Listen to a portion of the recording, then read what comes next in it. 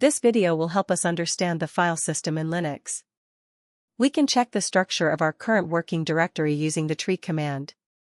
Once you start your virtual machine and open the terminal, type tree and click enter. If you haven't installed the tree command like in our case, you should do that. I will copy this command and paste it, then click enter.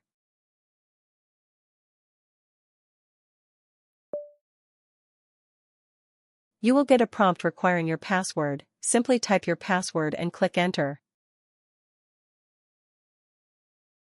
This will install the tree command.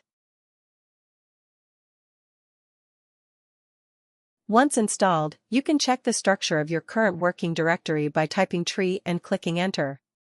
In our case, since we are in the home directory, we will find folders like desktop, music, pictures, and others as part of the subdirectories within the home directory.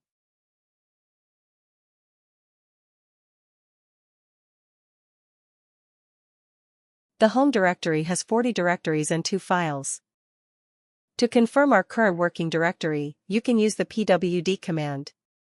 As you can see, we are in the home directory. We can navigate to a different directory like the /etc directory and inspect the files in that directory. Let's type cd/etc and click enter. Our directory has been changed from home to etc. You can then type ls and press enter to see the files in the etc directory. As you can see, there are several files in that directory.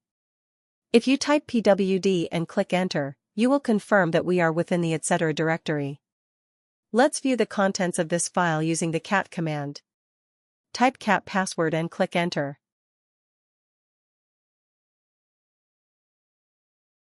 This will display the contents of the password file. Let's open another file using a text editor. Let's open this file using the nano command and see its contents. Type nano hosts and click enter. This will display the contents of the hosts file in a text editor. You can close the text editor using Ctrl+X. That is how you can view the structure of different directories as well as navigate them step by step using the commands we previously studied. That's all for now. Thank you and goodbye.